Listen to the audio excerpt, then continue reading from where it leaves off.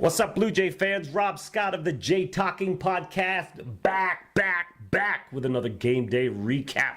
This time it's the Royals in Toronto kicking off a 3-game set at the Sky Dome in Toronto.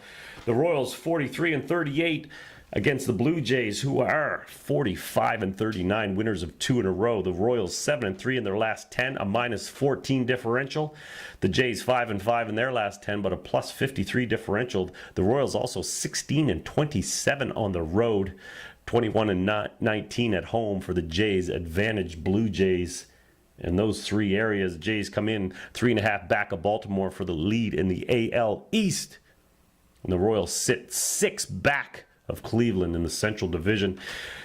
Look at the offenses and the pitching staff. KC's offense 25th overall. The Jays ranked 6th overall. Advantage Toronto.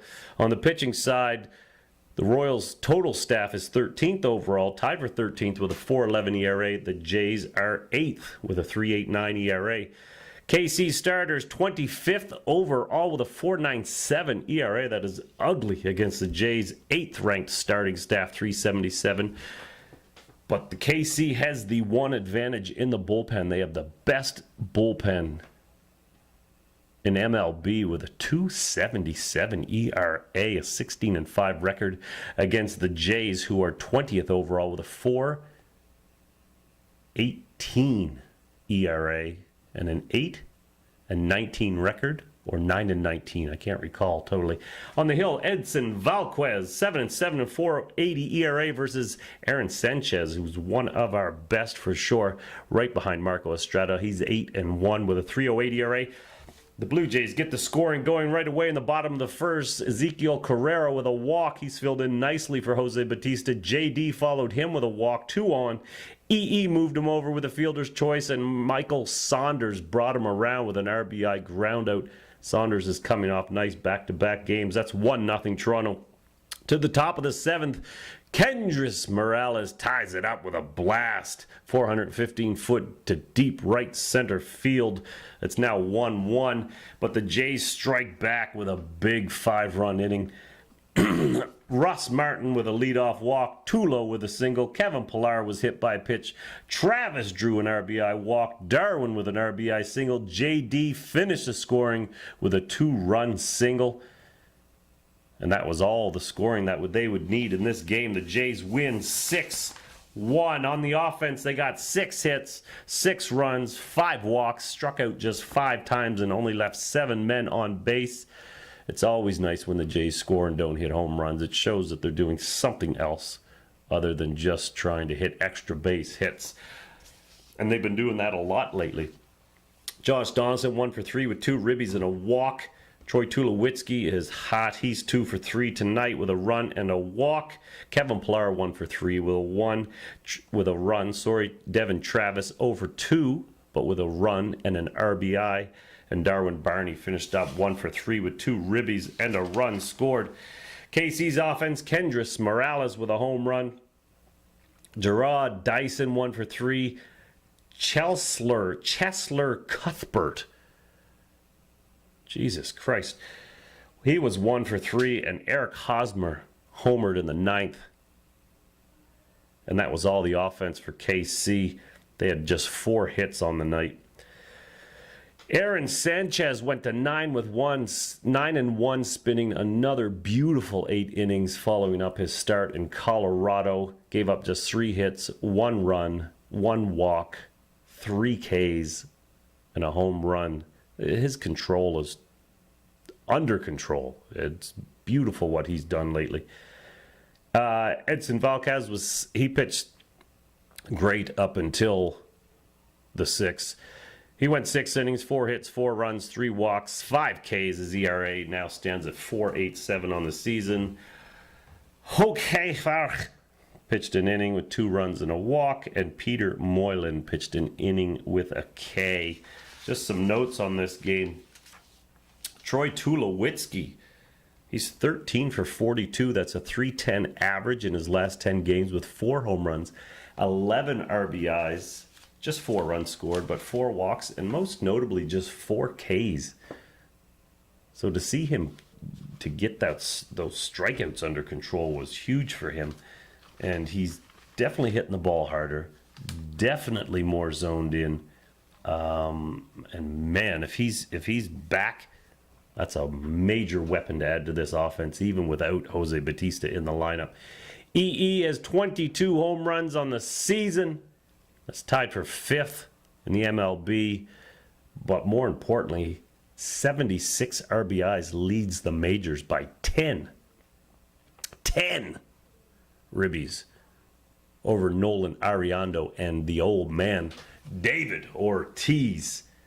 The Jays are averaging 38,656 fans. That's most in the AL per game. And Sanchez's nice start now puts him at a 2.94 ERA. That's 6th in the league. The Jays now have 2 pitchers in the top 6. Marco Estrada just 0.01 points ahead at 2.93. That is awesome. Now, Marco Estrada, the word on him, the MRI came back, I guess not looking too bad, but I did see a tweet where he had about 10 needles in his back. He said he felt about 10 needles. So he's getting some serious work. I mean, are they just going to drug him up until his next start? Or are we going to try and let this thing heal? It doesn't sound good. You know, that's when you're getting something like that, you're in some serious pain. So hopefully he gets better and he heals up. What I did want to talk about was Aaron Sanchez, his start. 8 innings again. The Jays were up 6-1. Now this is what I'm not understanding. Why is it that we're talking, and the Blue Jays and John Gibbons are talking about Aaron Sanchez on a pitching innings count, yet he's going 8 innings with a 6-1 lead? Why wouldn't you stop him in the 7th? Why add that extra inning? I mean, he had 80-some pitches, but if you're looking to take him out down the road, why don't you let these extra little innings add up? Right? It's the 7th inning. He's up 6-1. Take him out. Why are we throwing him longer in a game? Are we trying to burn him out quicker? If the ultimate goal is to drop him out of the starting rotation and into the bullpen, which, again, I've said it a million times and lots of people have disagreed with me, it's a stupid move. A young kid with no injury history. I don't care who you point to, Matt Harvey, Noah Syndergaard. I don't care. There is no evidence. Don't tell me about Jeff Passan's The Arm Book. There's no evidence to suggest when and why a pitcher goes down with an injury. So to say, hey, well, we're just going to live in fear out of everybody and we're going to hold back everybody, I think it's just pointless. If he feels good, he's young, he's strong, he has no injury history, let him go. So it's odd to me that he went 8 innings. You know, go 7. You got Osuna. Okay, you can say the bullpen, which is 20th overall, might give up the lead. Fair enough. You never know what you're going to get from them. But you got Osuna in the 9th. He's not unpredictable. He's been very predictable and very strong. So you got 1 inning to hold down 5 runs. We could have done that. It doesn't make any sense to me to pitch him 8 if the ultimate goal is to pull him out of the starting rotation. Take him out in the 7th. Let these extra little innings add up. You keep doing that. That might add up to 1, 2, 3 more starts down the road. Anyway, they're not doing it.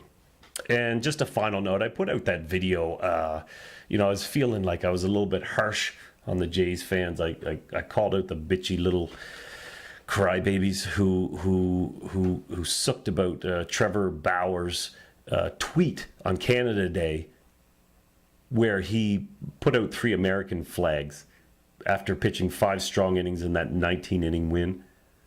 And I thought I was feeling a little bit bad, but then I saw those obnoxious hats the Blue Jays wore tonight on July 4th with all the Canadian maple leafs all over them. Is that not the same thing? And my point in that video was these same whiny people who are crying about this stupid tweet that meant nothing. How you're offended by that is ridiculous to me. those are the same people to me that would love these hats today and would love this statement. So I think it's just hypocritical. Anyway, who we got on the hill tomorrow? Tomorrow we got Chris Young, 2-7, 6.24 ERA versus R.A. Dickey, who is solid 7 in his last start. He's 5-9 with a 4.21 ERA. That game gets going at 7:07 Eastern, 8:07 Atlantic, 8:37 in Newfoundland. Thank you for joining me. We'll see you tomorrow. Bap, boom, boom, boom, boom, bap, boom, boom, boom, bap, boom, boom, boom, boom, bap.